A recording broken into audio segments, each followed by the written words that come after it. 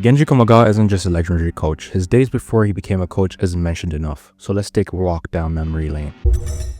A man forged in the fires of adversity. From his days as a post-war prize fighter in Tokyo to the defining battles that shaped his life, Kamogawa's story is one of resilience, sacrifice, and an unyielding will to rise above. You know what? This is the perfect time to take a break. Don't forget to like, comment, share, subscribe. Enjoy. Before he was unshakable coach we know, Kamogawa is a man with fists of iron as a young fighter navigating the chaos of post-World War II Japan. You don't know me, son! Who's gonna carry the boats and the logs? That's you, buddy!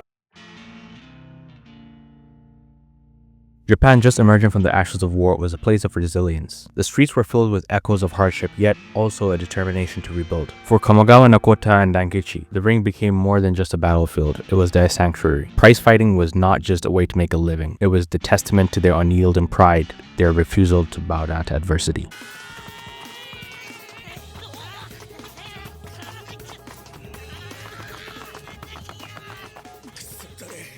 In those desperate times, every punch thrown, every match won carried the weight of a nation's pride. Prize fighting wasn't just about strength, it was about heart, honor, and the unyielding spirit of the people trying to rise above their circumstances. Kamogawa and Nakota fought not just for victory but to inspire those around them. But this fragile sense of pride and unity was put to the ultimate test when they crossed paths with Ralph Anderson, the American boxer who epitomized strength and arrogance.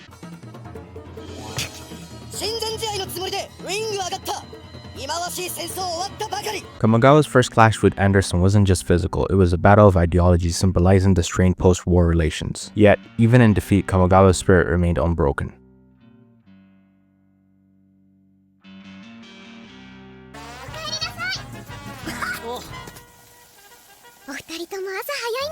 In the aftermath of the war, where survival overshadowed dreams, Kamogawa and Nakota found an unexpected source of light. Yuki. A survivor of the Hiroshima devastation, Yuki carried scars of tragedy, both physical and emotional. Despite the immense loss and suffering she had endured, her quiet strength and unwavering dignity left a profound impression on the two prize fighters. Yuki had a particular fondness for sunflowers, a flower that stood tall and bloomed even in the harshest conditions. For Kamogawa and Nakota, she became the living embodiment of that resilience.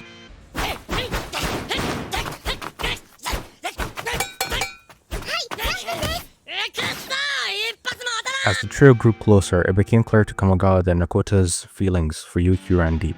Kamogawa too found himself drawn to her, but knowing the bond he shared with Nakota and the unspoken love his friend had for Yuki, Kamogawa chose to step aside.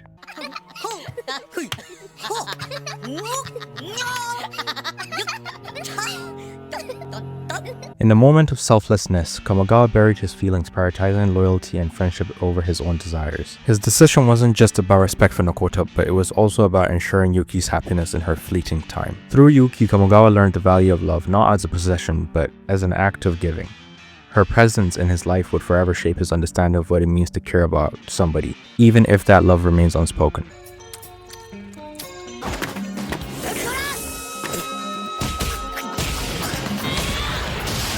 Nakota Ginpachi, Kamogawa's closest friend, was a fighter with remarkable agility and skill, but by the time he faced Ralph Anderson, his body was already breaking down. Hidden symptoms of punch-drunk syndrome, a condition caused by repeated head trauma, made a decision to step into the ring even more dangerous. Nakota's motivations wasn't just about pride and revenge. He wanted to show Yuki, the woman that he loved, that there was still strength left in him. His resolve was unshakable, but his body told a different story.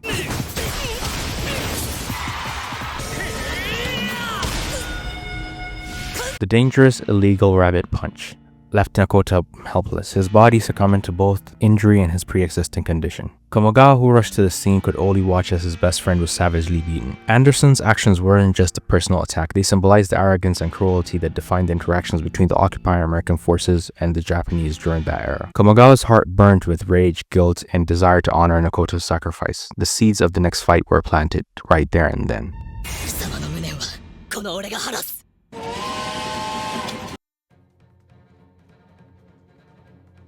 Kamogawa knew he wasn't as naturally gifted as Nakota. To stand a chance against Anderson, he had to push his body to the limits. His training became an obsession.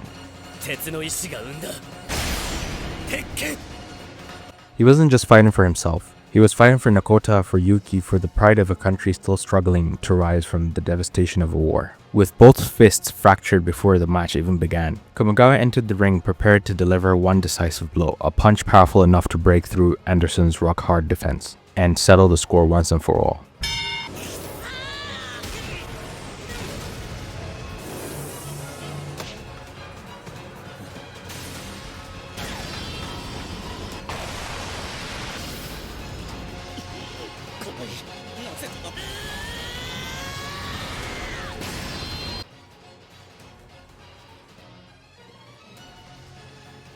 Kamogawa's journey, despite breaking both fists, ended in victory.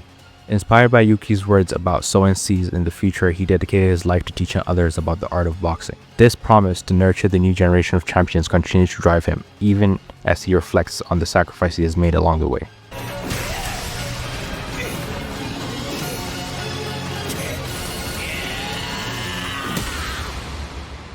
But yeah, the streets will never forget the work of the GOAT and his sons, Ippo and Takamura. Happy birthday to the GOAT, the great coach Kamogawa. More Ippo videos coming soon.